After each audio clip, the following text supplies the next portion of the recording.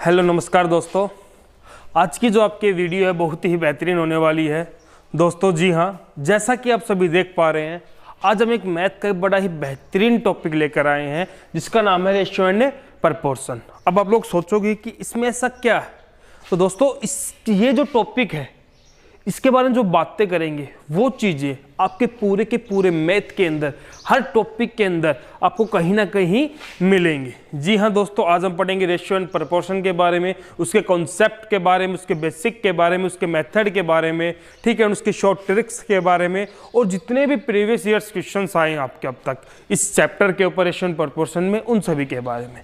क्योंकि दोस्तों जितना कि जो भी एग्जाम होते, चाहे आपको सेंटर लेवल का हो चाहे वो स्टेट लेवल का हो, हर एग्जाम के अंदर इस टॉपिक से रिलेटेड कोई ना क्वेश्चन डाला जाता है। ठीक है, तो दोस्तों चलिए दोबारा से आप सभी का आपके अपने YouTube चैनल उज्जवल कोचिंग कैंपस साकोदा में अगर स्वागत है। दोस्तों मैं गौरव अग्रवाल आपके लिए लेकर हाजिर हूँ मैथ की एक वीडियो, और जिसके अंदर हम पढ़ेंगे, जिस सब्जेक्ट के बारे में पढ़ेंगे उसका नाम है रेशियो एंड प्रपोर्शन।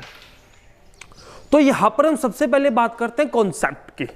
ठीक है, बहुत बार ऑफलाइन क्लासेस के अंदर मैं बताता हूँ भाई, कॉन्सेप्ट जो भी होता है, जो भी चीज़ आप पढ़ रहे हैं उसका अगर मैथ के अंदर सबसे मेन चीज़ होती है कॉन्सेप्ट। अगर आपको उसका कॉन्सेप्ट क्लियर है तो वो चैप्टर आपके लिए बड़ा ही ईजी हो जाता है। तो हम इसके बारे में बात करते हैं कॉन्सेप्ट की, कि यहाँ पर हमने दो चीज़ें लिखी है, एक तो रेशियो लिखा है, एक प्रपोर्शन लिखा है। आखिर हमारे दिमाग में ये तो क्लियर होना चाहिए रेशियो है क्या। हमने सिंपल सा लिखा दिखाई देता है कि 5:6, इसको हम बोलते हैं रेशियो है, लेकिन ये 5:6 है क्या, किस प्रकार से है, तो इस कॉन्सेप्ट के बारे में हम बातें करते हैं दोस्तों मेरे प्यारे स्टूडेंट्स। तो बात करते हैं कॉन्सेप्ट की। तो रेशियो के अंदर जो कॉन्सेप्ट होता है, रेशियो का कॉन्सेप्ट क्या है, रेशियो क्या है, किन्हीं भी दो चीजों के बीच में जो कंपैरिजन होता है। जी हाँ, जैसा कि आप सही सुन पा रहे हैं कि दो चीजों के बीच में, दो या दो से अधिक चीजों के बारे में जो भी कंपैरिजन होता है वो ही रेशियो कहलाता है।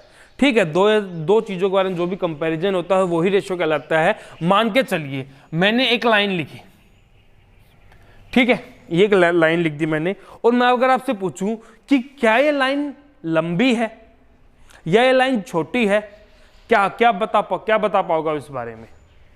कुछ भी नहीं। क्यों? क्योंकि हम जब यहां पर लाइन कितनी लिखी है, सिर्फ एक लाइन लिखी है, तो हम कंपैरिजन करें किसके साथ करें? हम इस अकेले कंपैरिजन थोड़ी करेंगे।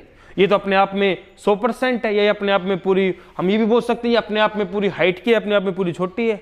ठीक है, हम सिंगल वस्तु को कभी भी कंपैरिजन नहीं कर सकते, तो इसके लिए हमें चाहिए एक या दो से अधिक चीजें। ठीक है, अब जैसे कि मैंने ये लाइन लिखी, अब हम कंपैरिजन कर सकते हैं कि इन दोनों लाइनों में से कौन सी लाइन लंबी है या कौन सी लाइन छोटी है। बिल्कुल, यही जो चीजों के बीच जो कंपैरिजन होता है ना, यही क्या होता है, रेशियो होता है। मान लीजिए मैं एक लाइन और बना लेता हूं, बिल्कुल हम तीनों लाइनों के बारे में भी कंपैरिजन कर सकते हैं कि कौन सी लाइन सबसे छोटी है और कौन सी लाइन सबसे बड़ी है। तो यही कंपैरिजन ही रेशियो कहलाता है। मान के चलिए कि सपोज कीजिए भाई कि आप लोगों के, मेरे पास मान लीजिए 100 रुपए हैं और आप लोगों के पास कितने रुपए हैं, 200 रुपए। क्यों? क्योंकि आप भाई अपने बाप के पैसों पे ऐसे करने वाले तो आपको 200 रुपए मिलेंगे, हम अपनी मेहनत से कमाने वाले तो हमारे पास 100 रुपए ही मिलेंगे। ठीक है, तो यहां पर देखिए कि हम यहां पर क्या क्या बातें बोल सकते हैं इसके ऊपर। मैं यहां पर यह बोल सकता हूं कि मेरे पास आप लोगों से कितने पैसे हैं, आधे पैसे। कितने पैसे हैं, आधे पैसे हैं। या आप लोग बोल सकते हो कि आपके पास मेरे से कितने पैसे हैं, डबल पैसे हैं। कितने पैसे हैं, डबल पैसे हैं। तो यही कंपैरिजन को अगर हम रेशियो में लिखेंगे तो क्या लिखेंगे, 100 is to 200, 100 is to 200। ये चिन्ह किसका होता है, ये जो दो डॉट है ये क्या है, रेशियो कहलाते हैं, जिसको हम क्या बोलते हैं, इज टू बोलते हैं। ठीक है, तो अब यहां पर क्या होता है कि रेशियो के अंदर जो भी वैल्यू लिखी जाती है, वह 100:200 लिख लिया, लेकिन ऐसा नहीं कि हम इसका फाइनल आंसर 100:200 देके रखें। ये जहां तक सोल्व होता है कि ये दोनों वैल्यू जिस भी बड़ी से बड़ी वैल्यू से जहां तक कटते हैं इसको कट करते रहो, और लास्ट तक वहां तक इसको लिखना कि उसके बाद की दोनों वैल्यू किसी से भी कटे ना हो। तो दोनों वैल्यू 100 से कट हो रही है कि 100 एकम 100, 100 दूनी 200, और तो किसी से कट नहीं हो रही। क्या आगे हम इसको और सोल्व कर सकते, नहीं कर सकते जी सर। तो फिर इसका जो रेशियो जो बनेगा वो क्या बनेगा अपना, 1:2, 1:2 बनेगा। ठीक है, तो ये क्या होता है, रेशियो होता है। उससे पहले आप एक चीज ध्यान रखना कि जो रेशो है या कंपैरिजन है हमेशा सेम ग्रुप में होना चाहिए, हमेशा सेम ग्रुप में होना चाहिए। मान लीजिए अब मैंने दोनों लाइनें लिखी, अब मैं आपसे बोलूं कि हमें इसमें कंपैरिजन करना है। कंपैरिजन किसका? इसकी हाइट का और इसके वेट का। क्या हम कंपैरिजन कर सकते हैं कि हमें कंपैरिजन करना है इसकी हाइट का और इसके वेट का? बिल्कुल भी कंपैरिजन नहीं कर सकते भाई। कंपैरिजन जो होता है वो हमेशा सेम ग्रुप में होता है। कंपैरिजन हमेशा क्या होता है? सेम ग्रुप के अंदर कंपैरिजन होता है। कंपैरिजन हाइट के बीच में होता है, वेट के बीच में होता है, ठीक है, वर्क के बीच में होता है, फ्रीक्वेंसी के बीच में होता है। जो भी होता है बिल्कुल सेम ग्रुप के अंदर होना चाहिए जो भी आपका कंपैरिजन होता है। उसी को हम किस में लिखते हैं? रेशियो के अंदर लिखते हैं। उसके बाद जो रेशियो की जो वैल्यू होती है ना, इसको हम फ्रैक्शन में भी लिख सकते हैं। जी हाँ, इस रेशियो को 1:2 इसको हम क्या लिख सकते हैं? फ्रैक्शन के अंदर 1/2 भी लिख सकते हैं। जो आपकी रेशियो की वैल्यू है 1:2, इसको हम 1/2 भी लिख सकते हैं। ठीक है, ये तो बात हो गई रेशियो की। अब प्रपोर्शन क्या है? समानुपात। ठीक है, इसको हिंदी क्या बोलते हैं? अनुपात और समानुपात। अनुपात तो होगा। अब समानुपात क्या है? बिल्कुल कि जब दो अनुपात बिल्कुल सेम होते हैं तब तो हम उसको किस में लिखते हैं? समानुपात में। मान के चलिए कि ऐसे मानते हैं कि भाई मेरे पास 100 रुपए थे, आप लोगों के पास 200 रुपए हैं। दो व्यक्ति और हैं, उनमें से एक के पास 400 रुपए हैं और एक के पास से 800 रुपए हैं। उन दोनों के बीच में कंपैरिजन करते हैं सबसे पहले। तो उनके बीच में कंपैरिजन किस रेशियो में हुआ? 1:2। यहां पर भी कंपैरिजन किस रेशियो में हुआ? 1:2। अब ये दोनों रेशियो क्या है? इक्वल है। अब ये दोनों रेशियो इक्वल है तो इसके बीच में हम किसका चिन्ह लगाएंगे? प्रपोर्शन का। जो अभी 4 डॉट दिखाई दे रहे हैं ये क्या कहलाते हैं? प्रपोर्शन कहलाते हैं। प्रपोर्शन क्या होता है? सेम होता है कि यहां पर जो प्रपोर्शन होगा वही प्रपोर्शन आपको यहां पर मिलेगा। ठीक है, ऐसा हो सकता है कि लिखने में और कुछ हो लेकिन फिर भी बाद में उसका रिजल्ट बिल्कुल आपको सेम मिलता है। अगर उनको दोनों को अलग अलग रेशियो में कन्वर्ट करोगे तो बिल्कुल आपको सेम मिलेगा। ठीक है, मान लीजिए, ठीक है, ये भी होगा, ये बात होगी अपनी प्रपोर्शन की, ये बात होगी अपनी रेशियो के अंदर। तो कॉन्सेप्ट क्लियर हुआ कि इसके अंदर कॉन्सेप्ट क्या है कि जो रेशियो जो होता है वो = कंपैरिजन होता है। किन्हीं भी दो चीजों के बीच में जो सेम कंपैरिजन होता है उसी को हम क्या बोलते हैं? रेशियो बोलते हैं। ठीक है दोस्तों, क्लियर है? हमने कॉन्सेप्ट की जो बात की है, अगर वो किसी को भी अगर कहीं भी डाउट लगता है, ठीक है, तो जो भी आपका हम जैसे कि जब भी वीडियो अपलोड की जाएगी, जो भी आपका कमेंट सेक्शन होता है उसका यूज कीजिए। वो कमेंट सेक्शन ऐसे दिखाने के लिए नहीं दिया होता है। जैसे कि मान लीजिए हम कोई भी क्वेश्चन जब पढ़ते हैं तो उसके अंदर हर एक वैल्यू का कहीं ना कहीं यूज होता है। तो मेरे दोस्तों उसी प्रकार कमेंट सेक्शन का भी हर जगह यूज है। आपको जो भी डाउट लगता है, जो भी चीज़ें समझ में नहीं आती हैं या आपको लगता है कि भाई हमारी जो स्पीड है वो धीरे है या तेज है, जैसी भी आपकी थिंकिंग है वो आप लोग शेयर किया करें ताकि हमें भी तो पता चले कि हम किस प्रकार से भाई हमें, क्योंकि कोई भी चीज़ है हमें जो लगता है, मान लीजिए मैं वीडियो बना रहा हूँ तो मेरे हिसाब से मैं एकदम परफेक्ट हूँ। क्यों? क्योंकि उसको सिर्फ मैं देख रहा हूं तो मुझे मेरी कमियां थोड़ी दिखाई देंगी। वो चीजें आप बता सकते हो मुझे। तो दोस्तों कमेंट करके जरूर बताइएगा कि किस प्रकार की आप लोगों को ये जो क्लास है ये लगी है, इसके अंदर कॉन्सेप्ट कैसे लगे हैं। ठीक है, यहाँ पर आपकी जो स्पीड है मेरी वो तेज तो नहीं है, ज़्यादा धीरे तो नहीं है। जो भी चीज़ें हैं वो आप मुझे कमेंट के द्वारा जरूर बताइएगा। तो दोस्तों चलते हैं क्वेश्चंस के ऊपर कि रेशियो प्रपोर्शन में सबसे पहले हम किस प्रकार से क्वेश्चंस को पढ़ते हैं। बिल्कुल एक चीज़ का ध्यान रखना कि बिल्कुल बेसिक से उठाएंगे और बिल्कुल प्रॉपर अपर लेवल तक। मतलब अगर मैं आपसे बात करूं तो यहां पर मैं आपको बोल सकता हूं CGL का जो एग्जाम होता है एसएससी का, बिल्कुल जो भी एसएससी के एग्जाम होते हैं कि जैसे CGL हुआ, CP हुआ या आपको CHSL हुआ, उसी के अंदर मैथ का जो अपना लेवल है ये अंकगणित का ये थोड़ा सा अच्छा आता है। ठीक है, तो बिल्कुल प्रॉपर वहां तक लेके चलेंगे आप लोगों को। तो हम स्टार्टिंग करते हैं कि मान लीजिए अब हमें दो वैल्यू दे रखी है कि A/B = 1:2 and B/C = 3:4। A/B = 1:2 and B/C = 3:4। अब यहां पर दो हमें अलग अलग रेशियो दे रखे हैं तो वो हमसे पूछता है कि हमें बताइएगा कि A/B/C कितना होगा। A/B/C कितना होगा। तो चेक करते हैं कि A/B/C कितना होगा। इसके तरीके कितने हैं? 2 हैं। ठीक है, यहां पर इसके मेथड 2 हैं सोल्व करने के। किस प्रकार से? एक तो हम इसको सीधा सा यहीं पर सोल्व कर सकते हैं कि डायरेक्ट ही कि A/B/C कितना होता है। ए के लिए हम क्या करते हैं कि इन दोनों की मल्टीप्लाई करते हैं, 3 एकम 3। उसको रेशियो बी के लिए क्या करते हैं, इन दोनों की मल्टीप्लाई करते हैं, 3 दूनी 6। और सी के लिए हम क्या करते हैं, इन दोनों की मल्टीप्लाई करते हैं, 4 दूनी 8। एक तो ये तरीका है। एक क्या इससे अच्छा तरीका ये है कि A/B हमें कितना दिया है, 1/2 दिया। ये एक पहली लाइन के अंदर A/B कितना है, 1/2। और उसके दूसरी लाइन में रकम जो दे रखी B/C कितना, 3/4। तो उसको हम अगले लाइन में लिखेंगे 3/4, B के नीचे B, C के नीचे C। अब देखो आपको यहाँ पर दिखाई दे रहा होगा, एक तो ये वाली वैल्यू है, ये वाली वैल्यू खाली है, और एक ये वाली वैल्यू खाली है। अब यहाँ पर प्रपोर्शन जो यहाँ पर ये चिन्ह है, इज टू का चिन्ह है, रेशियो का चिन्ह है, इसको लगे ये दोनों जो स्पेस हैं ये ब्लैंक है। तो अब यहाँ पर ये जो स्पेस ब्लैंक स्पेस है, इनकी जगह हम क्या फिल करें, ठीक है, तो ये आपको पता होना चाहिए। तो अब ये देखिए दोस्तों कि इस लाइन के अंदर पहले लाइन में इसके नजदीक वाला अक्षर कौन सा है। नजदीक से ये नहीं कि सबसे पहले 1 आता है, उसके बाद 2 आता है, उसके पहले 3 आता है, नहीं। इसका मतलब कि इसके नजदीक 1 लिखा है, 2 लिखा है, जो इसके नजदीक लिखा है आप उसी को लिखिए, इसी के लाइन का, ये नहीं कि कभी नीचे वाला लाइन का लिखेंगे। अब इस लाइन के अंदर क्या लिखा है, नजदीक 3 या 4, 3 लिखा है, तो उसको 3 लिखिए और आपस में क्या कर देते हैं, इनकी मल्टीप्लाई कर देते हैं। 3 एकम 3, 3 दूनी 6 एंड 4 दूनी 8। तो जो आंसर है वो कितना आ जाएगा, 3/6/8। ठीक है, अगर ये किसी वैल्यू से कटता होगा तो हम इसको कट कर कर फिर से लिखेंगे। ठीक है, तो दोस्तों यहाँ पर हम ज़्यादा ऐसा नहीं कि हम एक क्वेश्चन के 3-3, 4-4 करेंगे, एक ही जो अपना बोल सकते हैं टाइप के मैक्सिमम 2 क्वेश्चन सॉल्व करेंगे, क्योंकि हमारे पास समय का भी पाबंदी, ऐसा नहीं कि भाई हम लगे रहें और 1 घंटे के अंदर सिर्फ एक ही टाइप कर पाएँ, हम ऐसा भी नहीं करेंगे। तो हमें समय का भी ध्यान रखना है। ठीक है, हर चीज़ों का ध्यान रखकर हमें चलना होगा। क्लियर है? फिर से बता रहा हूँ, जहाँ भी डाउट लगे कमेंट सेक्शन के अंदर ज़रूर बताइएगा, चाहे ठीक है जितने भी बच्चे कमेंट करेंगे सभी का रिप्लाई दिया जाएगा। इस बात से आप लोग निश्चित रहें, क्योंकि कई बार माइंड में आता है कि कमेंट कर देंगे, पता नहीं उसका रिप्लाई मिलेगा नहीं मिलेगा। नहीं दोस्तों, ऐसा कुछ भी नहीं होगा, आपको प्रॉपर तरीके से रिप्लाई दिया जाएगा।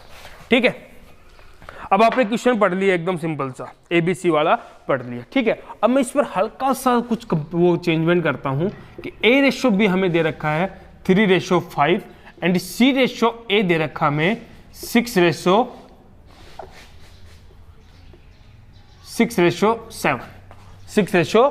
दे रखा है।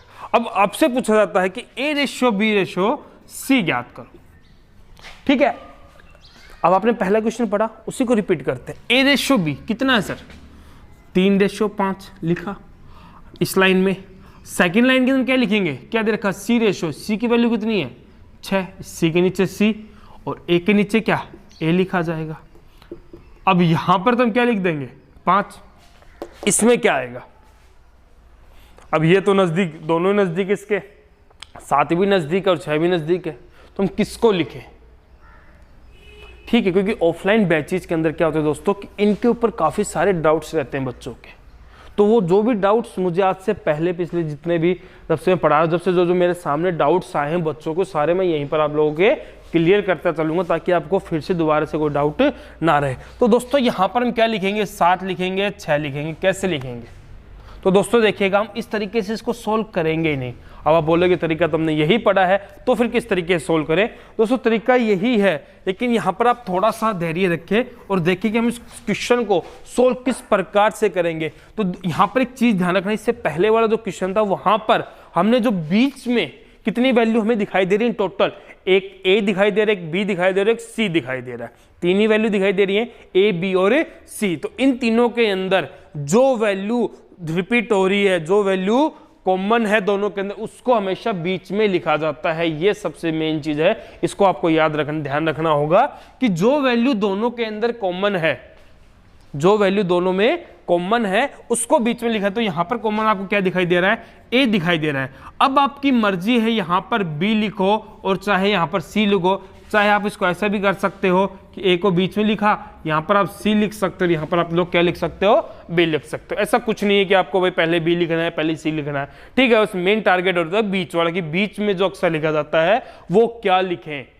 वो क्या लिखे। तो दोस्तों वो क्या लिखा जाता है, दोनों के अंदर क्या होता है, कॉमन होता है। ठीक है, अब हम बात करते हैं बी रेशो, यहां पर था ए रेशो बी। ए रेशो बी इसका मतलब क्या है सर, कि यहां से ये भी समझेंगे कि ए की वैल्यू हम क्या मानते हैं, यहां पर 3 और बी की वैल्यू क्या मानते हैं, 5 मानते हैं। तो बी के नीचे 5 लिखेंगे और ए के नीचे कितना लिखेंगे, 3 लिखेंगे। ऐसा नहीं है कि हम भाई बी रेशो ए है तो यहाँ पर तो ए रेशो बी दे रखा है, बी रेशो ए तो दे नहीं रखा, उसको कैसे लिखेंगे दोस्तों, कोई फर्क नहीं पड़ता, सेम ही बात। ए रेशो बी अगर 3:5 है तो बी रेशो ए कितना होगा, 5:3 हो जाएगा। और यहाँ पर सी रेशो ए दे रखा 6:7। सी की वैल्यू कितनी है, 6 है, तो सी के नीचे 6 लिखेंगे और ए की वैल्यू कितनी है, 7, उसके नीचे क्या लिखेंगे, 7 लिखेंगे। अब यहाँ पर क्या लिखा जाएगा, इस लाइन नजदीक क्या है 3, यहाँ पर क्या लिखा जाएगा 7। अब इसका क्या कीजिए, मल्टीप्लाई कीजिए, 7 5 35, 7 3 21, 6 3 18। अगर ये वैल्यू किसी से भी कटती है तो इसको और कट कर दीजिए, नहीं तो अपना जो फाइनल आंसर है वो यही हो जाएगा। अब आपको एग्जाम में मान लीजिए यहाँ पर ABC पूछा गया है, ठीक है, लेकिन ये क्या निकल के आया BSC, तो आप यहाँ पर प्रॉपर जो लेंगे, अब यहाँ इसका मतलब क्या है कि B की वैल्यू कितनी है 35, A की वैल्यू 21 और C की वैल्यू 18 है। तो जिसकी जो वैल्यू उसको नीचे वही लिखिए। A के नीचे क्या लिखेंगे, 21 लिखेंगे, B के नीचे क्या लिखेंगे 35 लिखेंगे और C के नीचे क्या लिखेंगे 18 लिखेंगे। तो जो अपना आंसर है ABC वो कितना आ जाएगा, फाइनल आंसर जो अपना 21:35:18। ठीक है, आशा करता हूं कि आपको जो भी चीजें यहाँ पर पढ़ाई जा रही है सारी की सारी बिल्कुल प्रॉपर तरीके से क्लियर समझ में आ रही होंगी। चले नेक्स्ट क्वेश्चन के ऊपर। ठीक है, चाहे तो आप इनको उतार लीजिए, फिर साथ के साथ स्क्रीनशॉट लेते रहिए ताकि आपको सॉल्यूशंस के भी पता चलते रहें कि भाई ये सॉल्यूशन है इसके और इस प्रकार हम इसको सोल्व कर सकते हैं। ठीक है, जो भी चीज़ें हैं अब हम यहाँ पर बात करते हैं और इसी के अंदर थोड़ा सा चीज़ें हैं, अगर मानिएगा देखिएगा सॉरी, A/B है 6:7 एंड B/C हमें दे रखा है 4:3।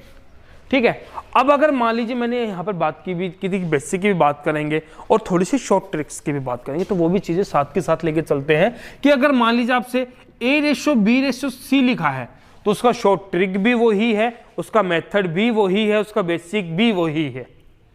ठीक है, बिल्कुल हम तीनों चीज़ों को सेम ही लेके चलते हैं। और दोस्तों जैसा कि मैं आपको एक थोड़ी सी बात बता दूं बीच में कि जो बच्चे मुझसे ऑफलाइन पढ़ते हैं उन सभी को पता है कि जो भी चीज़ें मैं मैथ के अंदर कोई भी टॉपिक करवाता हूं तो मेरा टारगेट एक ही रहता है कि मैं उन बच्चों के ऊपर ज़्यादा विशेष ध्यान दिया जाए जिनका मैथ कमज़ोर है, क्योंकि जिनको मैथ अच्छा है सर वो शॉर्ट ट्रिक्स खुद से बना सकते हैं। ठीक है, ऐसा नहीं शॉर्ट ट्रिक्स ऐसा नहीं कि कहीं आपको NCERT मिलेगा, कुछ नहीं है भाई। ये सब चीज़ें हम जितनी प्रैक्टिस करते हैं, जितना टाइम हम कम लगाते हैं, वही शॉर्ट ट्रिक बन जाते हैं अपने आप में। ठीक है, जिसको हम डायरेक्ट लिखते हैं कुछ कैलकुलेशन मन में कर ली, सीधा सा कॉपी के अंदर अपना जो भी लिखा रिजल्ट वही अपना क्या हो जाता है, शॉर्ट ट्रिक हो जाता है। तो मेरा टारगेट ये रहता है कि मैं पूरे चैप्टर को सिर्फ एक ही तरीके से लेके चलूँ और उसी एक ही तरीके के अंदर शॉर्ट ट्रिक भी आगे सारी चीज़ें सेम ही लेके चलता हूँ, ताकि अगर हमने एक बार पूरे चैप्टर को सिर्फ एक तरीके से निकाल लिया तो उसके जब दोबारा करेंगे तो जितना टाइम हमारा लगा था, अगर मान लीजिए हमने 1 घंटे में एक चैप्टर को निकाला है तो नेक्स्ट टाइम वहीं पर आपको 45 मिनट लगेंगे। ठीक है, बहुत कम समय हो जाएगा और आप धीरे धीरे खुद से शॉर्ट ट्रिक बनाने लग जाओगे। तो यहां पर बात करें अगर ABC आपसे पूछता है तो ठीक है, लेकिन अगर मान लीजिए आपसे वो A/C के बारे में बात करता है, A/C के बारे में बात करता है कि जो इसने कॉमन अक्षर था उसके बारे में बात नहीं की और जो कॉमन नहीं है उनके बारे में बात की कि A/C पूछता है, तो क्या करेंगे, या तो आप ये तीनों को निकालिएगा या फिर आप यहां से सीधा सा ये कर सकते हैं कि सीधा सा इन दोनों की वैल्यू को जो क्या कर दीजिए, मल्टीप्लाई कर दीजिए। 6 चौक 24 और 7 तिया 21, ये अपना क्या हो जाएगा A/C। अब ये किससे कटता है, 3 से कटता है, 3 8 है 24 और 3 7 है 21। तो इसका जो आंसर है वो कितना आ जाएगा 8/7, 8/7 आंसर आ जाएगा। ठीक है, ये इसकी डायरेक्ट शॉर्ट ट्रिक है कि हम इसको इस प्रकार से सोल्व कर सकते हैं, लेकिन अब इतना ज़्यादा नहीं वो करना है। हमें अगर कोशिश करेंगे, अगर हम इस तरीके से भी अगर लेके चलते हैं कि मान लीजिए अब इस चैप्टर के अंदर हमने 50 क्वेश्चन निकाले, सारे इसी तरीके से निकालते हैं, तो यकीन मानिए इससे भी तेज स्पीड आपकी इसकी हो जाएगी, इस बात की मैं गारंटी देता हूँ आप लोगों को। ठीक है, तो अब ज़्यादा टाइम खराब नहीं करेंगे, जल्दी जल्दी से क्वेश्चंस करेंगे। तो अब हम बात करते हैं, यहाँ पर तो हमने 2 ही चीज़ों की बात की। अगर मान लीजिए वो आपको 2 से ज़्यादा दे देता है इस प्रकार से रेशो, A/B दे दिया 3/4 और आपको B/C दे दिया 5/6 और आपको C/D दे दिया 7/8। ठीक है, A/B 3/4, B/C है 5/6, C/D है 7/8। तो यहाँ पर आपसे पूछता है कि A/B/C/D कितना होगा, तो इसके बारे में बताइए। तो दोस्तों फिर से सेम चीजें हैं कि बीच के अंदर हम उसी वैल्यू को लिखेंगे जो वैल्यू कॉमन है। कि यहाँ पर देखो आपको 4 अक्षर है केवल ए बी सी और डी। बी कितनी बार है? 2 बार है। सी कितनी बार है? 2 बार है। और ए और डी 1 बार। तो ए और डी को हम एक साथ यहाँ पर अलग अलग लिखेंगे लास्ट में, मतलब कॉर्नर्स पर लिखेंगे ए और डी को, और जो कॉमन है उनको हम कहाँ लिखेंगे? बीच में लिखेंगे। उसको आप आगे पीछे कहीं भी, चाहे यहाँ पर सी को लिख लो चाहे यहाँ पर बी को लिख लो, वो सारी चीजें पता चलती जाएंगी। ठीक है, अब यहाँ पर देखिएगा ए रेशो बी कितना है? 3:4। बी रेशो सी, अगली लाइन के अंदर क्या लिखेंगे? बी रेशो सी, और उससे आगे अगली लाइन के अंदर क्या लिखेंगे? सी रेशो डी। अब जो जो यहाँ पर अक्सर आप लोगों को गायब दिखाई दे रहे हैं उनकी जगह अब यहाँ पर देखो सी, इसके नजदीक क्या है?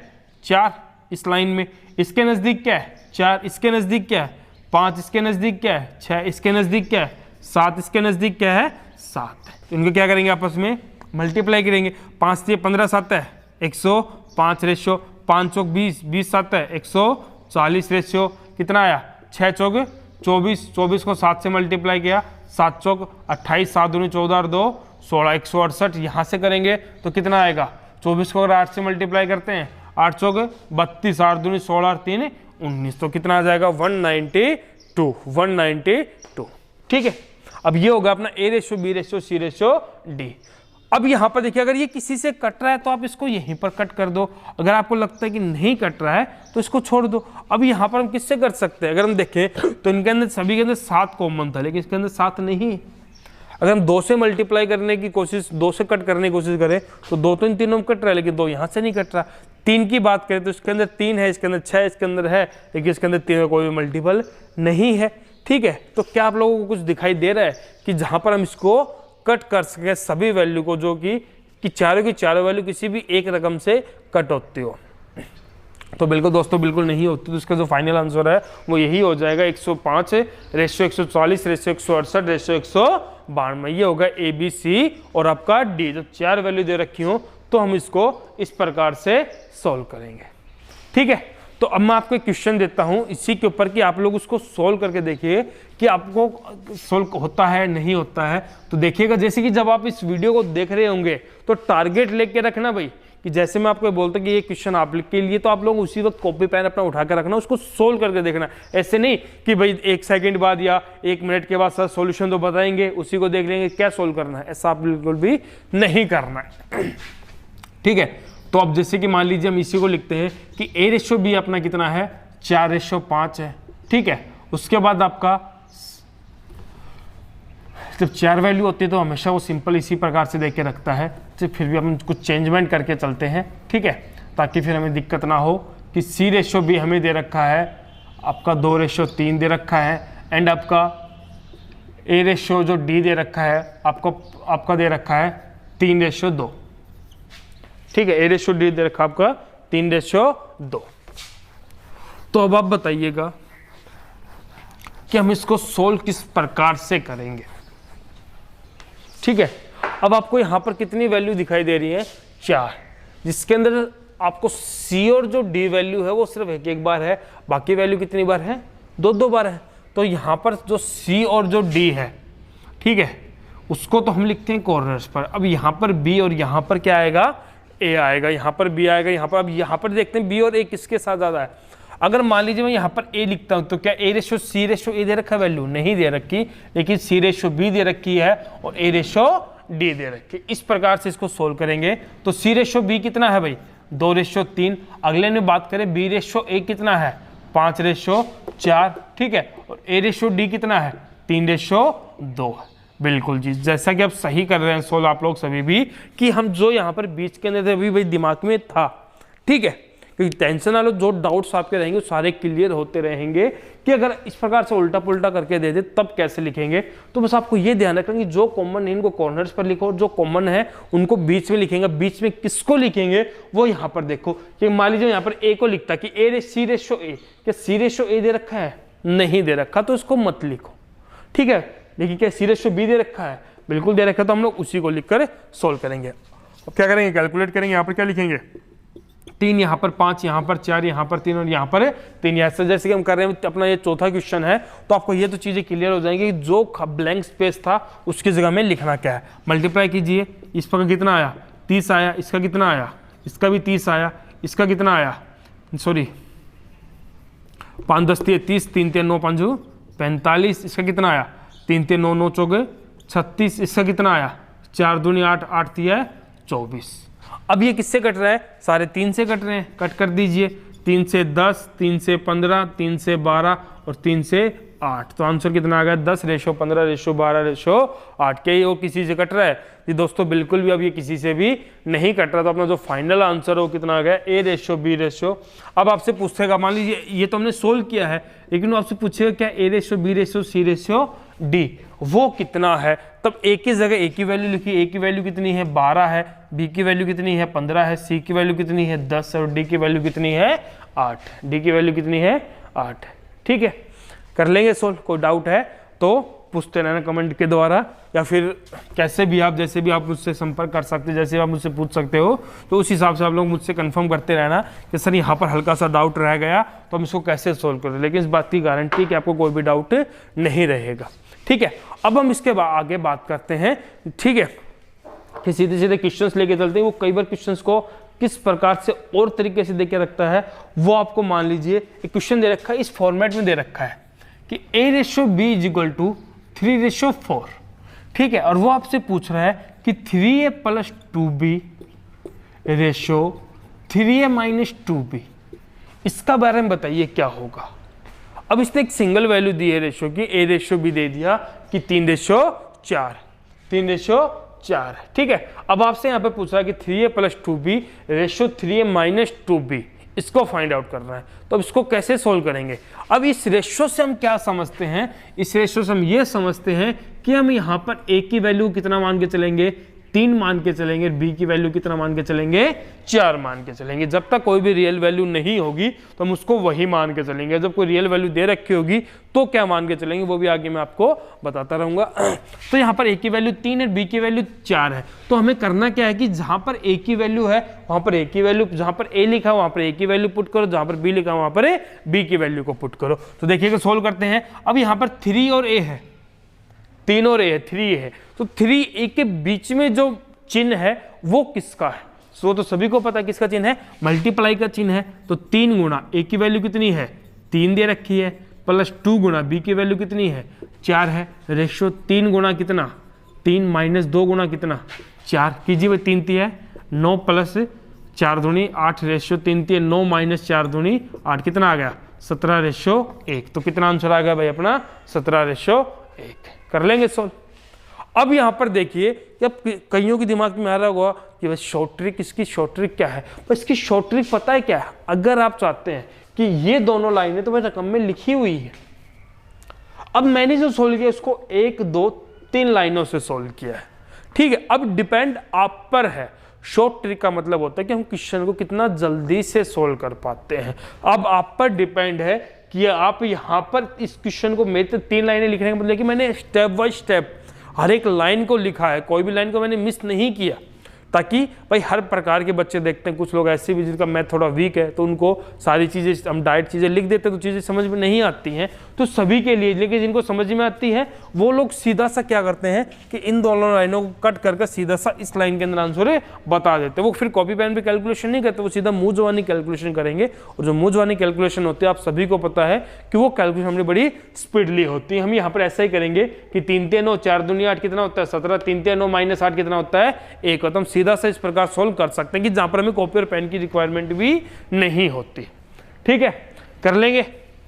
उतारते रहना साथ के साथ, या फिर स्क्रीनशॉट जो भी आपके वो लेते रहना, ताकि जो भी इन फ्यूचर जैसे भी आपको पढ़ना हो, क्वेश्चंस को सोल्व करना है, देखना हो कि रिलेशन प्रोपोर्शन चैप्टर पढ़ना है और कहाँ से चैप्टर की शुरुआत करें, इसकी फर्स्ट टाइप क्या है, वो सारी चीज़ें आपके सामने। ठीक है, तो मिटा रहा हूँ भाई मैं इसको।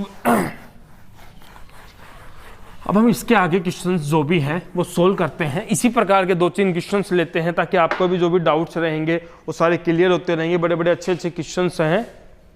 ठीक है, तो दोस्तों एक क्वेश्चन दे रखा है यहाँ पर, बड़ा ही अच्छा सा क्वेश्चन दे रखा है और वहाँ, और वो क्वेश्चन बड़ा बेहतरीन क्वेश्चन है कि A:B + C, A:B + C = 1:3, 1:3 and C ratio A + B, and C ratio A + B is equal to 5:7।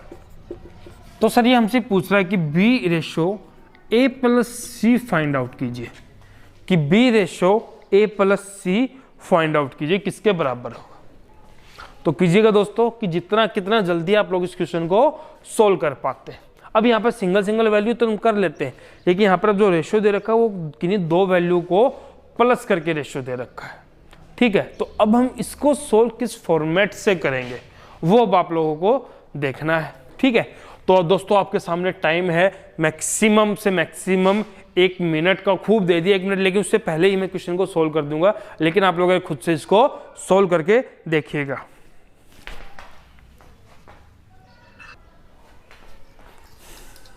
तो जी हाँ दोस्तों, हो गया होगा सोल्व भाई आप सभी का। तो अब यहाँ पर देखिए, यहाँ पर ये सिंगल वैल्यू लेकिन ये जोड़े के साथ है, तो इसको सोल्व कैसे करेंगे, बिल्कुल इजी सा है। देखिएगा कैसे कि यहाँ पर क्या आपको A B C और यहाँ पर भी आपको A B और C यही वैल्यू दिखाई दे रही है। तो इसका मतलब यहाँ पर क्या समझेंगे कि यहाँ पर A की वैल्यू कितनी है, 1 है, और B और C की वैल्यू कितनी है, 3 है। तो यहाँ पर टोटल A प्लस B अगर C के मैं बात करता हूँ पर, तो रेशियो के अकॉर्डिंग टोटल कितना है, 4 है। और यहाँ पर मैं बात करता हूँ तो A plus B plus C ये कितना है, टोटल 7 और 5 12 है। तो ये टोटल कितना है, 12 है, ठीक है। इसके जो अगर बेसिक की बात करें तो वो बहुत मतलब जो हम पढ़ते थे 7th-8th क्लास में उस लेवल के हैं, लेकिन हम कंपटीशन की तैयारी कर रहे हैं तो उस पर नहीं जाएंगे, क्योंकि उस पर जाने का मतलब ये होगा कि हम अपना टाइम थोड़ा सा ख़राब करेंगे, ठीक है। तो जो उसके मेथड्स है उसके अकॉर्डिंग सोल्व करेंगे ताकि हम पूरे चैप्टर को एक ही तरीके से सोल्व कर सकें। तो यहाँ पर ABC कितना है, 4, और यहाँ पर ABC कितना है, 12, लेकिन दोनों रेशो में। तो इसका मतलब ये है कि इन दोनों का जो प्लस है वो तो इक्वल होना चाहिए। तो वैल्यू ABC ही ये है और ABC ही ये है, तो हमें क्या करना है, दोनों को इक्वल करना है। इक्वल कैसे किया जाएगा कि इस 4 को 12 बनाने के लिए यहाँ पर क्या की जाती है, हमेशा मल्टीप्लाई की जाती है। कभी कोई सोचे कि 4 + 8 कर देते हैं, ठीक है, ऐसा कभी नहीं होगा, हमेशा क्या की जाती है, मल्टीप्लाई की जाती है। 3 से मल्टीप्लाई करने का मतलब ये है कि यहाँ पर 4 को मल्टीप्लाई कर, 4 × 12 कर दी, लेकिन 3 मल्टीप्लाई करने का, दोनों को 3 से मल्टीप्लाई करना था। तो यहाँ से 3 से किया तो 3 एकम 3 और 3 3 9। अब यहाँ पर ये क्या हो गया, 12 इक्वल हो गया, ठीक है। तो अब मैं यहाँ पर क्या बोल सकता हूँ, यहाँ से A की वैल्यू कितनी आ गई, 3 आ गई। यहाँ से मैं बात करूँ तो C की वैल्यू कितनी है, 5 है।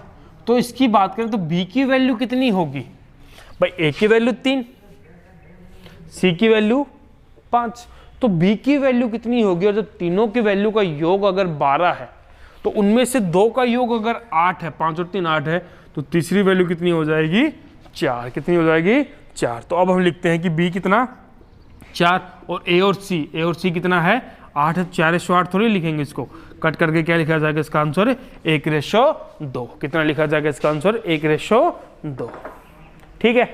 कर लेंगे सोल्व, कोई डाउट है बताओ।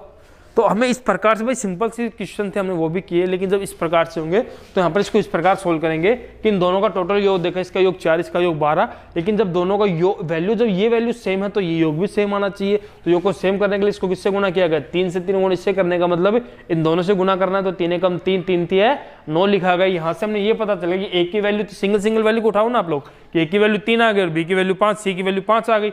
जब 2 की वैल्यू का योग 8 हो रहा है तो तीसरी वैल्यू योग कितना होगा, जब तीनों की वैल्यू का योग 12 और 2 की वैल्यू का योग 8, तो तीसरी का वैल्यू कितना होगा, 4 होगा, ठीक है। तो यहाँ से जो पूछा गया वो हमने लिख दिया कि B की वैल्यू 4 और A प्लस C की वैल्यू कितनी होगी, 8 होगी। तो रेशो कितना आ जाएगा, 1:2 आ जाएगा।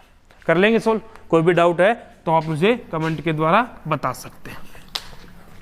अब हम आगे सोल्व करते हैं, इससे आगे कि जो टाइप्स हैं ज़्यादा टाइम खराब नहीं करेंगे, ठीक है, हल्के हल्के क्वेश्चंस लेते रहेंगे।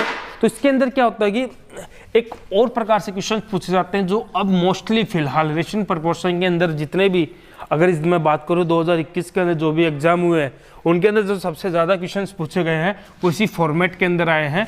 वो क्या है कि मान लीजिए हमें आपको 2 वैल्यू दे के रखता कोई भी, कि 8 और 12 ये दे दिया, और यहाँ पर आपसे पूछता है कि दोस्तों इसके बारे में बताइए कि इसका प्रथम अनुपात क्या होगा, इसके द्वितीय अनुपात के बारे में बातें करता है, या फिर वो इसके तृतीय अनुपात के बारे में बातें करता है, ठीक है। तो यहाँ पर क्या क्या चीज़ें बताएगी, या तो इसके आप प्रथम अनुपात के बारे में बातें करोगे, या द्वितीय अनुपात या तृतीय अनुपात, तीनों हिसाब से कोई भी वैल्यू पूछता है। और इस प्रकार से आपको लिखा मिलेगा कि 8,12 का मध्यानुपात ज्ञात करो। क्या ज्ञात करो, मध्यानुपात ज्ञात करो, ठीक है। तो दोस्तों जो मध्यानुपात है या फिर जो द्वितीय अनुपात है वो दोनों वैल्यू क्या होती हैं, सेम वैल्यू होती है, ठीक है। तो इसको हम सोल्व कैसे करते हैं, इसका बेसिक कॉन्सेप्ट क्या है उसके बारे में बात करें। वो चीज़ आपकी क्लियर, इसके बेसिक कॉन्सेप्ट है वो आपको क्लियर है, तो ये क्वेश्चन कभी भी इन फ्यूचर गलत नहीं होगा। देखिएगा कि इसका बेसिक कॉन्सेप्ट क्या है, कि इसको हम रिलेट कैसे करते हैं। इसको हम रिलेट करते हैं कि A/B प्रपोर्शन B/C, जहां पर इसको हम रिलेट करते हैं कि A/B प्रपोर्शन B/C के द्वारा इसको रिलेट किया जाता है। और यहाँ पर होता क्या है कि फर्स्ट और लास्ट इन दोनों की जो मल्टीप्लाई है वो बीच वाले दोनों की मल्टीप्लाई के बराबर होती हैं। तो जी हाँ दोस्तों, तो हम यहाँ पर ये बोल सकते हैं कि A multiply C is equal to B multiply B, A multiply C is equal to B multiply B बोलते हैं इसको, ठीक है। तो इन क्वेश्चंस को जो भी प्रथम अनुपात हो, द्वितीय या मध्य की बात होती है या फिर तृतीय अनुपात की बात करता है, तो उनको इससे रिलेट करते हैं कि A/B प्रपोर्शन B/C, और यहाँ पर इन दोनों का जो मल्टीप्लाई है फर्स्ट और लास्ट दोनों का मल्टीप्लाई बीच वाले दोनों के मल्टीप्लाई के बराबर होता है, ठीक है।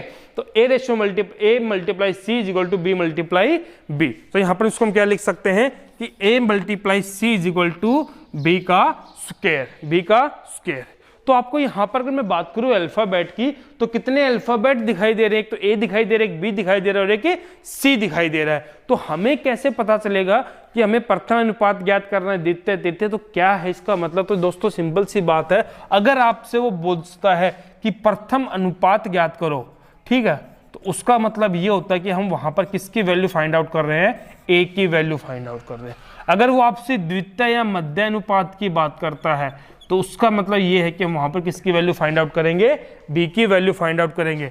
अगर वो आपसे तृतीय अनुपात की बात करता है तो इसका मतलब ये है कि हम वहां पर किसकी वैल्यू फाइंड आउट करेंगे, C की वैल्यू फाइंड आउट करेंगे, ठीक है। तो अब यहाँ पर मान लीजिए मैं इसका तीनों के तीनों सोल्व करके देखेंगे कि प्रथम भी, द्वितीय भी और तृतीय भी। चलो सोल्व करते हैं। तो जिसको चीजें क्लियर हैं पहले से या फिलहाल बड़े अच्छे से क्लियर होती जा रही है, तो उसको ये लाइन लिखने की जरूरत नहीं है। लेकिन जब हम क्वेश्चन की स्टार्टिंग कर रहे हैं, फर्स्ट टाइम पढ़ रहे हैं, हमारा मैथ थोड़ा सा कमजोर है, तब हमें ये लाइनें लिखनी बड़ी इंपॉर्टेंट है ताकि चीजें गलत ना हो, हमारा आंसर गलत ना आए। तो हमने इसको लिखा कि ये तो चीज क्लियर कि A/B प्रपोर्शन B/C इससे रिलेट करते हैं। अगर वो प्रथम अनुपात ज्ञात करवाना चाह रहे हैं तो इसका मतलब A की वैल्यू फाइंड आउट करनी है, तो जिसकी वैल्यू फाइंड आउट करनी है उसको हम एज इट इज लिखते हैं।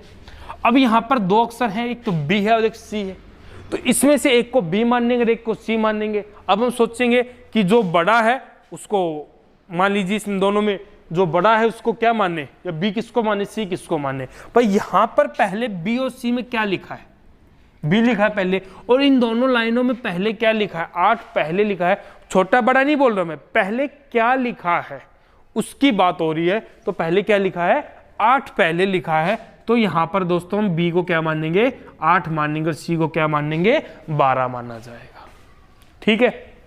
ये चीज आपको विशेष रूप से पता होनी चाहिए कि यहाँ पर 4 वैल्यू, तीन वैल्यू थी, A है, B है और C। इनमें से आपको एक वैल्यू फाइंड आउट करनी, जो वैल्यू फाइंड आउट करनी है उसको हम एज इट इज लिखते हैं। उसके बाद जो 2 वैल्यू बच गए वो वैल्यू आपको गिवन होंगी रकम के अंदर, उनमें से कौन सी वैल्यू किसको मानेंगे वो कैसे पता चलता है, वो यहाँ पर पता चलता है। यहाँ पर पहले B लिखा है, यहाँ पर पहले 8 लिखा, तो B की वैल्यू 8 हो जाएगी। अगर यहाँ पर वो ऐसे लिख के रखता कि 12 व 8 का बताइए, तो B को क्या मानते, फिर हमें 12 मान के चलते, ठीक है भाई। लेकिन उसने ऐसा नहीं लिखा। सोल्व करते हैं, इन दोनों का मल्टीप्लाई इन दोनों के मल्टीप्लाई के बराबर, तो कितना आ जाएगा, A मल्टीप्लाई 12, तो 8 गुना 8। अब वैल्यू किसकी फाइंड आउट करनी है, A की वैल्यू फाइंड आउट करनी है। और अगर आप लोगों ने जैसे कि हम जो ये मैथ अपना अर्थमेटिक जो आता है ये मोस्टली 10th लेवल तक का आता है, तो वहां पर हम पढ़ते थे कि जिस वैल्यू को फाइंड आउट करना है तो उसको हम लेफ्ट साइड में लिखते हैं, बाकी सभी वैल्यू को राइट साइड के अंदर लिखते हैं। तो फाइंड आउट किसको करना है, A को करना है। तो A के साथ जो भी वैल्यू है उसको हम सिस्टमिक ढंग से, बड़े सिस्टम से जैसे भी इसको भेजा जाता है उसको हम कहाँ करेंगे, उसको हम दूसरे साइड राइट साइड में क्या कर देते हैं, ट्रांसफर कर देते हैं, ठीक है। ये तो आपको सभी को पता है कि पहले किसको भेजा जाता है। मान लीजिए यहाँ पर सिर्फ एक ही चिन्ह मल्टीप्लाई का है, अगर यहाँ पर प्लस भी होता, माइनस भी होता, मल्टीप्लाई भी होता, डिवाइड भी होता, ए से रिलेटेड जो वैल्यू फाइंड आउट करनी है उससे रिलेटेड, तो किसको पहले सेंड करते हैं वो सभी चीजें आपको पता है, ठीक है। तो ए की वैल्यू क्या हो जाएगी, 8 गुना 8/12 कट कीजिए, 4 दूनी 8, 4 3 12, 8 दूनी 16/3। 8 दूनी 16/3, तो अपना एक की वैल्यू कितनी आ गई, 16/3 आ गया। अब कई बार क्या होता है कि जो आंसर जो होता है अगर वो फ्रैक्शन में वैल्यू है और वो रियल फ्रैक्शन नहीं है, रियल फ्रैक्शन का मतलब ये होता है कि जहां पर अंश की वैल्यू छोटी होती है और हर की वैल्यू क्या होती है, बड़ी होती है, तो उसको क्या करता रहता है कि वहां पर उसको वैल्यू को इसकी आपको ऑप्शन के अंदर ये आंसर नहीं मिलेगा, या तो आपको क्या मिलेगा आंसर कि इसको और सोल्व करके रखेगा रेशियो के अंदर, सॉरी किसके अंदर, दशमलव के अंदर, या तो इसको दशमलव के अंदर सोल्व करके रखेगा, इसको मिक्सचर फ्रैक्शन के अंदर सोल्व करके रखेगा। तो मिक्सचर फ्रैक्शन सोल्व करेगा तो कितना रिजल्ट आएगा, 3 5 15, 5 से 1/3, और अगर पॉइंट में सोल्व करके रखेगा तो कितना आंसर आएगा, 5.33। ये सभी को पता है कि 5 से 1/3 कैसे आया और 5.33 कैसे आया। ठीक है, कर लेंगे सोल्व, कोई डाउट है बताना। ये तो हो गया अपना ए की वैल्यू मतलब प्रथम अनुपात। अगर अब वो बातें करता है आपसे द्वितीय अनुपात के बारे में, तब कैसे सोल्व करेंगे, तब देखिए इसको रिलेट इसी से करना है। ठीक है, थोड़ी थोड़ी आदत डालो कि पहले इसको लिखो, फिर धीरे धीरे लाइनों को कम करते चलो। मैथ सीखने का सबसे अच्छा तरीका यही है, स्टार्टिंग करो, हर एक लाइन लिखो, ठीक है, फिर धीरे धीरे जैसे कि आप लाइनें कट कर सकते हो उस लाइन को कट करो, और ऑटोमेटिक आपका जो टाइम है इतना कम आ जाएगा कि एक दिन यकीन मानिए कि आप जैसे भी टारगेट जो दिया जाता है कि मान लीजिए आपको 50 क्वेश्चन मैथ के देगा, आपको टारगेट दिया कि आपको 1 घंटे में इसको सोल्व करना है, तो आप उन 50 क्वेश्चन को 1 घंटे की बजाय 50 मिनट में भी सोल्व कर पाओगे। ठीक है, अब बी की वैल्यू फाइंड आउट करने मध्य अनुपात की बात कर रहा है, तो यहां पर हम बी की वैल्यू को एज इट इज लिखेंगे, जिसकी वैल्यू फाइंड आउट करनी होती है उसको एज इट इज लिखते हैं। अब बच गए ए और सी, किसको ए माने किसको सी माने, जो पहले लिखा है उसको वही मानेंगे। ए पहले लिखा है और इसके अंदर पहले 8 लिखा है, तो ए को 8 और सी को 12, इन दोनों का मल्टीप्लाई इन दोनों के मल्टीप्लाई के बराबर 12 गुणा 8 मल्टीप्लाई बी गुणा बी कितना होता है, बी का स्क्वायर होता है। अब वैल्यू किसकी फाइंड आउट करनी है, बी स्क्वायर की वैल्यू तो फाइंड आउट करनी नहीं, हमें वैल्यू किसकी फाइंड आउट करनी है, बी की वैल्यू फाइंड आउट करनी है। तो दोस्तों सभी को पता है कि अगर स्क्वायर हटाना है तो हमेशा स्क्वायर रूट किया जाता है, और स्क्वायर रूट हटाना है तो क्या किया जाता है, स्क्वायर किया जाता है। तो हमें अब ये लाइनें थोड़ी लिखेंगे कि स्क्वायर रूट बोथ साइड या स्क्वायरिंग बोथ साइड। ठीक है, हमें तो भाई ऑब्जेक्टिव जो भी क्वेश्चंस अपने आते हैं, मल्टीपल चॉइस क्वेश्चंस आते हैं, तो वहां पर हमें जितना जल्दी क्वेश्चंस को सोल्व कर सकते उतना जल्दी करना होता है। तो यहाँ पर हमें कुछ लिखने की जरूरत नहीं होती, सारी चीजें अपने माइंड में होती हैं कि हमें यहाँ पर क्या करना होता है, स्क्वायर रूट करना होता है। तो स्क्वायर से स्क्वायर रूट कट के यहाँ पर वैल्यू बच के बी। अब 12 और 8, ना तो 12 का स्क्वायर रूट है ना 8 का स्क्वायर रूट है। ठीक है, तो यहां पर क्या करते हैं कि इनके टुकड़े क्रिएट करते हैं, कि इनके ऐसे टुकड़े बनाने की जिनमें से एक वैल्यू क्या हो, स्क्वायर रूट हो। तो 4 3 12 और उसका क्या होगा 4 दूनी 8। अब यहां पर कितने 4 है, 2 4, और आपको पता है कि अगर 2 4 मल्टीप्लाई में और उनके ऊपर स्क्वायर है तो 2 4 का स्क्वायर रूट क्या होता है 1 4, और इनका कुछ है ही नहीं, तो 3 दूनी 6। तो कितना आंसर आ जाएगा 4√6, 4√6। ठीक है, अगर आपसे बात करता हूं तृतीय अनुपात की बात करता है तो उसको कैसे लिखेंगे दोस्तों, बिल्कुल सेम है यही तरीका, इसको इसी प्रकार सोल्व करेंगे। ए की जो वैल्यू है अपनी, अब यहाँ पर किसकी वैल्यू फाइंड आउट करनी है, सी की वैल्यू फाइंड आउट करनी है, तो सी को एज इट इज लिखा जाएगा, जिसकी वैल्यू फाइंड आउट करनी होती है उसको हम सेम लिखते हैं। सॉरी, तो ए की वैल्यू क्या लिखेंगे 8 लिखेंगे, बी की वैल्यू क्या लिखेंगे 12। समझ पा रहे हैं ना, ये की वैल्यू को 8 क्यों लिखेंगे, बी की वैल्यू को 12 क्यों लिखेंगे, जो पहले उसको पहले ही लिखेंगे। इन दोनों का मल्टीप्लाई इन दोनों के मल्टीप्लाई के बराबर, तो ये कितना आ गया 8 गुणा सी इज इक्वल टू 12 गुणा 12। सी की वैल्यू फाइंड आउट करनी है, ए को इधर भेजेंगे तो 12 गुणा 12, ये तो एज इट इज है ही, पर जिसको इसको तो हमने छेड़ा ही नहीं तो उसको तो एज इट इज रखना है। कई बार दिमाग में आता है कि जब 8 को इधर भेजा, इसका क्या करें, इसका क्या कुछ नहीं करना, इसको एज इट इज रखना है, इसको हमने नहीं छेड़ा। 8 को भेजा तो 8 कहाँ गया बटे में 4 दूनी 8 4 3 12, 2 छिंगे 12, कितना आ गया 6 3 18। तो क्या आंसर आ जाएगा इसका, सी का आंसर क्या आ जाएगा 18 आंसर आ जाएगा। ठीक है, 3 चीजें पूछता है, प्रथम अनुपात, द्वितीय अनुपात और तृतीय अनुपात। चतुर्थ अनुपात भी पूछता है, लेकिन यहाँ पर तीनों चीजें एक के ऊपर ही डिपेंड है, प्रथम अनुपात, द्वितीय अनुपात और तृतीय अनुपात। और क्वेश्चंस जो पूछा जाता है वो किस प्रकार से पूछता है कि आपको वैल्यू देख के रखेगा, मान लीजिए इस प्रकार से दे देगा कि 9 व 12 का द्वितीय अनुपात तथा 15 व 18 का तृतीय अनुपात का अनुपात ज्ञात करो, कि 9 व 12 का मध्य अनुपात तथा 15 व 18 का तृतीय अनुपात का अनुपात ज्ञात करो, उनका रेशियो ज्ञात करो। इस प्रकार से वो आपको क्वेश्चन पूछता है एग्जाम के अंदर। तो आपको पहले ये तो पता होना चाहिए कि प्रथम अनुपात फाइंड आउट कैसे करते हैं, द्वितीय अनुपात फाइंड आउट कैसे करते हैं, तृतीय अनुपात फाइंड आउट कैसे करते हैं। तो सारी चीजें हमने यहाँ पर लिख ली कि प्रथम कैसे फाइंड आउट करेंगे, द्वितीय कैसे, तृतीय कैसे, ए को क्या बोलते हैं, बी को क्या बोलते हैं, सी को हमें क्या बोलते हैं। ठीक है, कर लेंगे सोल्व। अब कई बार क्वेश्चन आपको इस फॉर्मेट में भी दे देता है। ये तो 3 चीजें हो गई कि जहां पर हमने प्रथम अनुपात पढ़ा, द्वितीय पढ़ा और तृतीय पढ़ा। लेकिन जब वो चतुर्थ अनुपात का जैसे मैंने अभी जिक्र किया था, वो कैसे किया जाता है सोल्व, तो उसके अंदर क्या होगा, मान लीजिए आपको वैल्यू दे रखी है 8, 12 और 15, 3 वैल्यू लिख दी कि 8, 12 व 15 का चतुर्थ अनुपात ज्ञात करो। और आपको अच्छे से पता है कि रेशियो एंड प्रोपोर्शन में गिनती की 4 वैल्यू लिखी जा सकती है, 1, 2, 3 और 4। 3 वैल्यू तो अगले ने दे दी, बची कौन सी, चौथी वैल्यू। तो इसको किस प्रकार से रिलेट करते हैं, तो इसको हम रिलेट करते हैं A ratio B ratio C ratio D से। D की वैल्यू फाइंड आउट करनी है। इन तीनों का मतलब आपको पहले से पता है कि क्या क्या होता है, तो D की वैल्यू फाइंड आउट करनी है। तो जो पहले लिखा है उसको वहीं पर लिखेंगे, A 8 हो जाएगा, B 12 हो जाएगा, C 15 हो जाएगा और D की वैल्यू हमें क्या करनी है, फाइंड आउट करनी है। इन दोनों का मल्टीप्लाई इन दोनों के मल्टीप्लाई के बराबर, तो 8 गुना D इज इक्वल टू 12 गुना 15। तो D कितना आ जाएगा, 12 गुना 15 बटे कितना 8, 4 दूनी 8, 4 तिये 12, 2 से उसको कटना नहीं, 5 तिये 15 तिये 45 बटे 2। अब 45 बटे 2 को डिपेंड उस पर है कि वो 22.5 22.5 लिखवाता है या फिर 22 से 1/2 लिखवाता है, वो आपको ऑप्शन के ऊपर डिपेंड रहेगा। तो ये आपका क्या है, चतुर्थ अनुपात की बात की गई। ठीक है, लेकिन अब चतुर्थ अनुपात के अंदर क्वेश्चन किस फॉर्मेट से पूछे जाते हैं कि देखिएगा कि हमें एग्जाम के अंदर जो आए हुए क्वेश्चंस हैं, एक क्वेश्चन इस प्रकार से आया था कि वो वहां पर उसने नाम कुछ नहीं दिया कि प्रथम अनुपात ज्ञात करना है, द्वितीय ज्ञात करना है, तृतीय ज्ञात करना है, चतुर्थ ज्ञात करना है। तो उसने क्वेश्चन किस प्रकार से पूछा गया था, उसने क्वेश्चन ऐसे पूछा था कि 8 ratio x proportion 48 ratio 36, 8 ratio x proportion 48 ratio 36, इसकी क्या फाइंड आउट करना है, x की वैल्यू फाइंड आउट करनी है। ठीक है, अब ना प्रथम द्वितीय तृतीय कुछ चक्कर नहीं, बस अब जो इस प्रकार से फॉर्मेट देता तो हमें किसके बारे में पता, हमें क्या पता होना चाहिए, हमें ये पता होना चाहिए कि इसके अंदर से सोल्व कर लो चाहे इससे सोल्व कर लो, बात एक ही। ठीक है, इसको जब सोल्व करते हैं यहाँ पर भी क्या होता है कि लास्ट वाले प्रथम और लास्ट इन दोनों की मल्टीप्लाई इन दोनों की मल्टीप्लाई के बराबर होती है। इसको सोल्व करेंगे तो भी वही बात होता है कि इन दोनों की मल्टीप्लाई पहला और जो अंतिम है उसकी मल्टीप्लाई के बराबर होती है। तो सेम इसी प्रकार सोल्व करेंगे, इन दोनों की मल्टीप्लाई इन दोनों की मल्टीप्लाई के बराबर कैलकुलेट करते हैं। तो 8 गुना 36 बराबर कितना, 48 गुना x। अब यहाँ पर देखिए कि एक चीज और निकल के आती है, क्या कि आपकी कैलकुलेशन कैसी है। ठीक है, आपकी कैलकुलेशन कैसी है।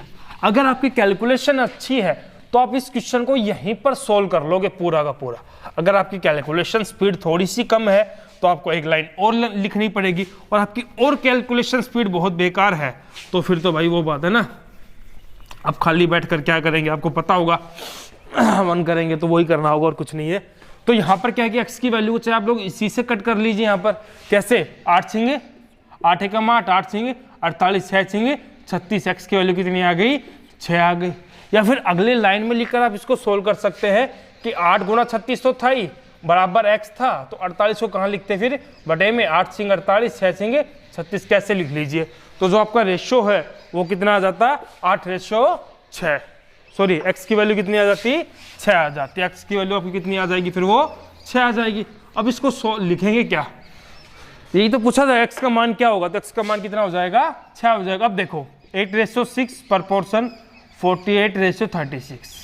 अब सबसे पहले अगर आपको ध्यान हो, फर्स्ट लाइन जब हमने इसके कॉन्सेप्ट की बात कर रहे थे तो प्रपोर्शन के अंदर हमने वैल्यू को बराबर लिखा था, इसको कट करके लिखते हैं बराबर, किससे होगा, ये आंसर इतना ही है, बस मैं समझा रहा हूँ आपको कुछ कि 2 चौकी 8, 2 तिये 6, ये कितने में जाएगा, 12 चौक 48 और 12 तिये 36। देखिएगा बराबर आया ना, तो यही क्या होता है, प्रपोर्शन होता है। ठीक है, तो दोस्तों आज हमने जो बात की है, ज़्यादा कुछ बात नहीं की है, लेकिन ये मान के चलिए अनुपात के हमने जो बेसिक कॉन्सेप्ट है उनके बारे में बात की। अगर ये चीज़ें आपकी क्लियर हैं तो आपको अनुपात के अंदर कहीं भी डाउट्स नहीं आएगा, क्योंकि आगे क्या होगा कि लैंग्वेज के क्वेश्चन देगा, उसके अंदर जिस प्रकार की रकम होगी हम उसको उसी प्रकार से सोल्व करते चले जाएंगे।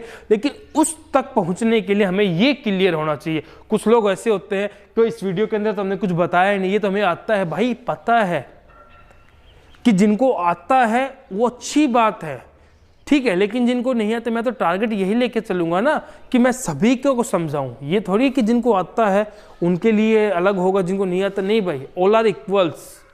ठीक है, तो आज की जो अपनी वीडियो है हम इसको यहीं पर समाप्त करते हैं। यहाँ पर आपको जो भी डाउट हो, जो भी हो तो कमेंट बॉक्स के अंदर हमें बताइएगा। Thank you.